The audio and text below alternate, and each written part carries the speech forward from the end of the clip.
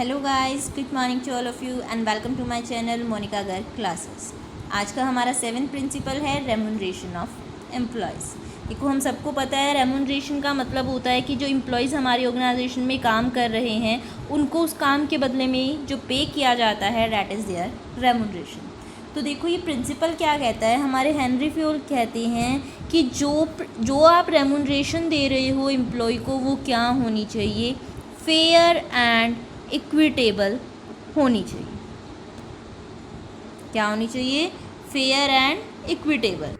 यानी कि जो काम उनसे करवाया जा रहा है, जो भी वो वर्क परफॉर्म कर रहे हैं ऑर्गेनाइजेशन में, उसके लिए उन्हें रिजनेबल पे मिलनी चाहिए। अगर आप उन्हें क्या करते हो, जितना वो काम कर रहे हैं उससे कम पे करते हो यानी अंडर पे रखते हो, तो उस अंडर पे की वजह से एक एम्प्लॉय में क्या आता है? डिससेटिस्फेक्शन। देखो, मनी की नीड सबको है, ठीक है। एक ऑर्गेनाइजेशन में एम्प्लॉयज़ जब काम करता है तो अगर उसको उसके काम के अकॉर्डिंग पैसे नहीं दिए जाएंगे, यानी उससे काम करवाया जा रहा है, मान लो इतना कि उसके लिए नॉर्मल पे 400 होनी चाहिए पर डे, बट उसे आप 200 रुपये 150 रुपये ये दे रहे हो, तो ये उसके साथ क्या होगा? अनफेयर होगा, जिसकी वजह से उसका डिससेटिस्फेक्शन आएगा। और उस डिससेटिस्फेक्शन से क्या होगा कि वो क्या ऑर्गेनाइजेशन में काम करते हुए खुश नहीं रहेगा। एक तो देखो, वो खुश नहीं रहेगा तो इससे उसकी एफिशिएंसी, काम करने की जो क्षमता है वो रिड्यूस हो जाएगी। दूसरा, अगर उसे यहाँ पर कम पे किया जा रहा है, अंडर पे वो यहाँ पर है, तो जैसे ही उसे कहीं और ऐसी जॉब मिलेगी जहाँ पर उसे फेयर पे किया जा रहा होगा, या फिर जितना यहाँ पर पे किया जा रहा है उससे थोड़ा सा भी ज़्यादा किया जा रहा होगा, वो आपकी ऑर्गेनाइजेशन को लीव करके चला जाएगा दूसरी ऑर्गेनाइजेशन। और एक ऑर्गेनाइजेशन को एक एम्प्लॉय के छोड़ के जाने से जो कीमत चुकानी पड़ती है, वो उनको जो ये गैप है ना, जितना वो बचा रहे हैं उससे कई गुना ज़्यादा होती है। क्योंकि एक एम्प्लॉय ऑर्गेनाइजेशन में आएगा, वो आते ही अच्छे से काम नहीं कर सकता।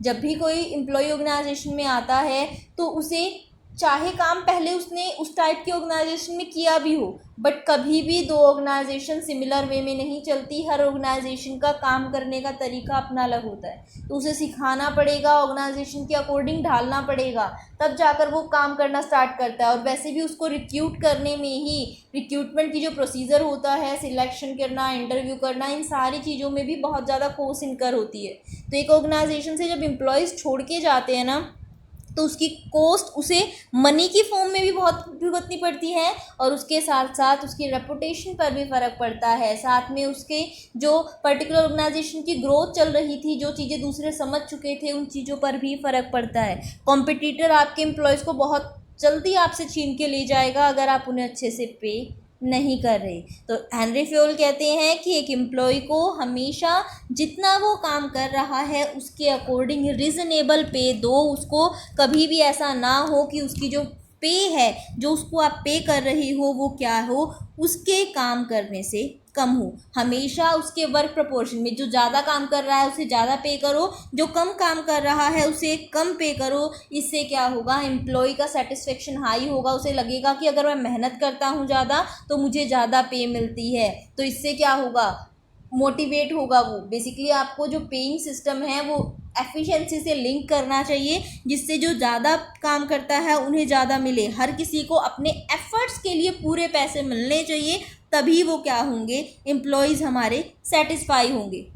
एक ऑर्गेनाइजेशन को देखना चाहिए कि अगर वो अपने एम्प्लॉयज़ की वजह से ज़्यादा अर्न कर रही है तो वो ज़्यादा सारा का सारा ओनर यानी हमारे शेयर होल्डर के पास ना जाए, बल्कि कुछ प्रपोर्शन हमारे एम्प्लॉयज़ को भी मिले, यानी उन्हें भी लगे कि अगर हम ज़्यादा मेहनत करते हैं, ऑर्गेनाइजेशन को ज़्यादा प्रॉफिट कमाते हैं, तो कुछ हमें भी मिलेगा।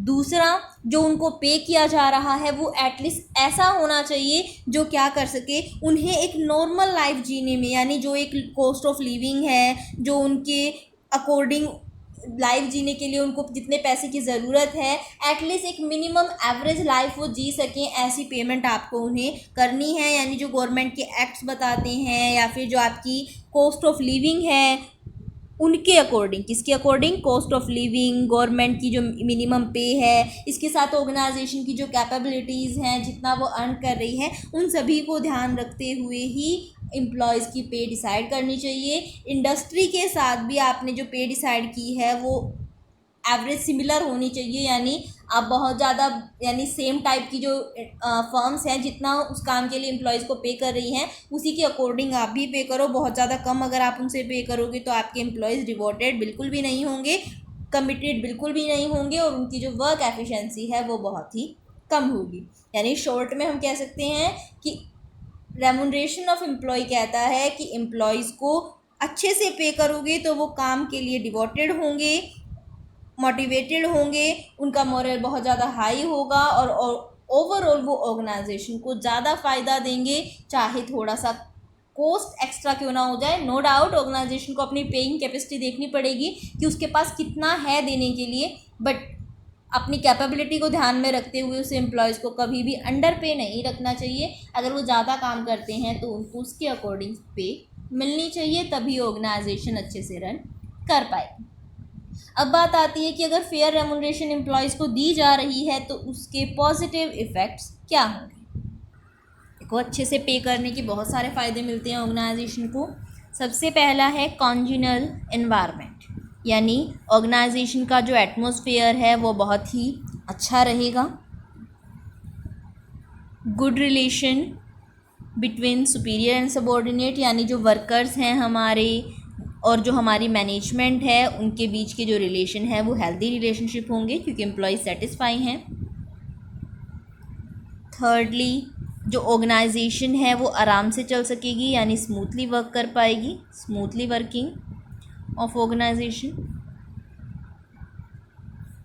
सबसे इम्पोर्टेंट, लेबर टर्नओवर रिड्यूस होगा। लेबर टर्नओवर क्या होता है कि एम्प्लॉयज़ कितने छोड़ के जा रहे हैं, तो वो जो एम्प्लॉयज़ के छोड़ के जाने की जो दर है, जो परसेंटेज है वो कम हो जाएगी, यानी वो सेटिस्फाई हैं यहाँ पर, उन्हें फेयरली पेमेंट मिल रही है तो वो ऑर्गेनाइजेशन को छोड़ के जाना पसंद नहीं करेंगे।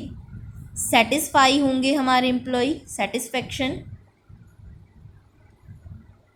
टू एम्प्लॉयज़, यानी अच्छी रेमुनरेशन मिलेगी तो एम्प्लॉयज़ सेटिस्फाई होंगे, उनका मोरेल हाई होगा, मोरेल हाई होगा, साथ में डेडिकेटेड होंगे, डिवोटेड होंगे वो अपने काम पे, यानी कह सकते हो कि डेडिकेशन होगी उनको अपने वर्क के लिए। साथ में क्या होगा, कमिटेड होंगे वो काम के लिए। यानी एक ऑर्गेनाइजेशन को बहुत सारे फ़ायदे मिलेंगे, और ओवरऑल देखना जाए तो ऑर्गेनाइजेशन की कॉस्ट भी रिड्यूस होगी, यानी वो बार बार सिलेक्शन वगैरह की कॉस्ट से बच जाएगी। यानी एक ऑर्गेनाइजेशन अच्छे से पे करेगी तो एम्प्लॉयज़ को भी फ़ायदा है और ऑर्गेनाइजेशन को भी फ़ायदा है। दूसरी तरफ वायलेटिंग इफ़ेक्ट्स क्या होंगे इसके, यानी अगर एक ऑर्गेनाइजेशन अच्छे से एम्प्लॉयज़ को पे नहीं कर रही है, उन्हें अंडर पे रख रही है, उनको उनकी मेहनत के अकॉर्डिंग पेमेंट नहीं कर रही है, तो ऐसी ऑर्गेनाइजेशन में क्या होगा, डिक्लाइन होगा satisfaction, decline in satisfaction and encouragement of employ, यानी एम्प्लॉयज़ कुछ नया करने के लिए इनकरेज होंगे ही नहीं।